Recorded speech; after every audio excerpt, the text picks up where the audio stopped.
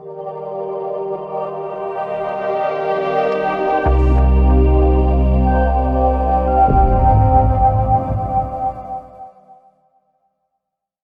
morning. This is Umberto Mucci. Today is April 2, the 24th day of Italy on lockdown. This is with the ItaliaNews, a daily video broadcast about Italy on lockdown that may also be interesting for you, not only because we are describing what's happening in Italy, but because it seems that some of the things happening here could be happening in the United States too, as Vice President Pence said yesterday. So let's talk about the numbers. Yesterday we had 80,572 positive cases of coronavirus that we know of. 16,847 patients were recovered. 13,155 people died from coronavirus from the beginning of this. The disease curve is at 5.8%, which is the lowest percentage recorded so far. But still, yesterday, again, we lost 727 Italians, and it's with a very heavy heart that I say this. Well, there is a controversy about the number of swabs performed in Italy. The WHO says that you have to do as much as possible. The Italian Civil Protection says you do it to those who request it when they have coronavirus symptoms.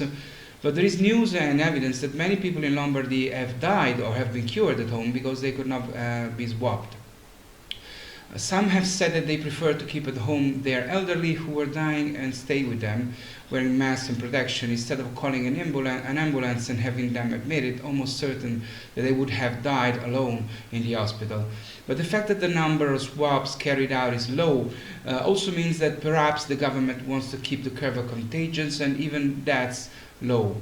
This is why we are giving you these numbers, but we're not sure that these are the numbers.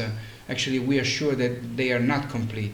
This may perhaps be wanted to keep up the morale of the Italians, which is a good thing, but it is not good, especially because these data, which once again are not just data, they are people. But these numbers are completely incomplete. And the government seems to rely on them to decide what to do in the future. Yesterday, in fact, the government extended the isolation measures already in place until April 13, Easter Monday, or as we call it here, Pasquetta. Now you have to know that many Italians used to go out at Pasquetta celebrating, and there is a saying that goes, Natale con I tuoi, Pasqua con chi vuoi, which means Christmas with your family, Easter with whoever you want. But this year it will be Natale con I tuoi e anche Pasqua, Christmas with your family, and even Easter so. The government has also postponed the regional elections scheduled for May. If all goes well, they'll be held in autumn from October to December. A half dozen tireless assistants are helping doctors and nurses treat coronavirus patients in Varese, in Lombardy. They don't need coffee or get paid overtime for endless hours. The assistants, which are robots, simply need a battery swap to keep attending coronavirus patients. They are called nursing robots and are able to monitor medical equipment, and patients can use the robot's touchscreen faces to communicate with doctors. This allows human hospital staff to visit patients less frequently, reducing the risk of also becoming infected. This is important, and this is Italian innovation at its best. Italy is also experimenting some blood tests useful to detect the presence of antibodies against the virus. Remember that about 80% of those who have the coronavirus are asymptomatic. In theory, even I, who am fine and have no symptoms, could have coronavirus right now, or have had it and be cured when I was shooting these videos in the previous days. So this could give a sort of immunity license to those who are found to have antibodies. Anyone who is no longer at risk of getting sick could go back to work with confidence. The problem is to test the credibility of these tests very, very well. It would be catastrophic if they were used to decide who can get out and who cannot, and then it would be discovered that they are not reliable.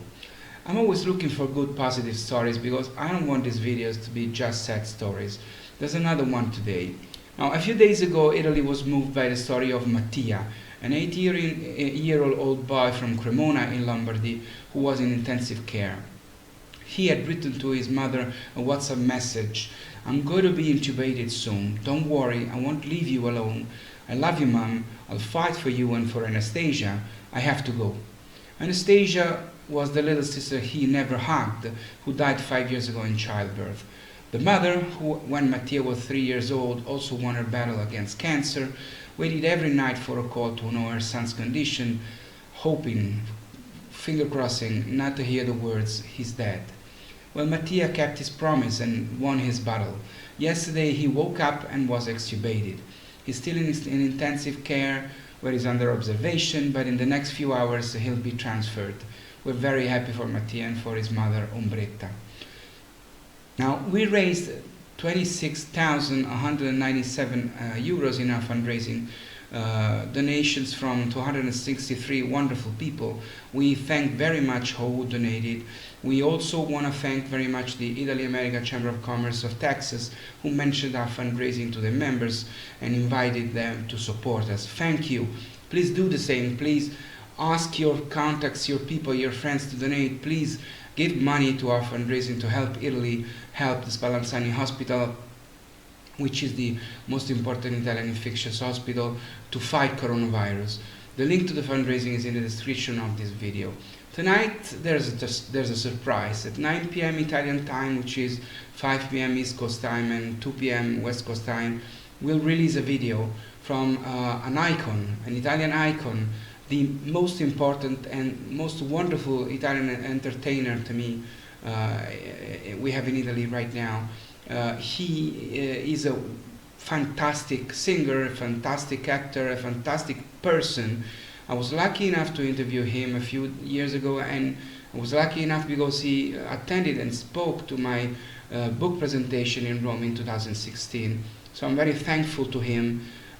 Please check out the video at 9 p.m. tonight. It will be on our social media, on YouTube, LinkedIn, Twitter, Facebook, and Instagram. And please listen to him and donate to the Spallanzani Hospital. Thank you very much. I'll see you tomorrow. Ciao from Rome.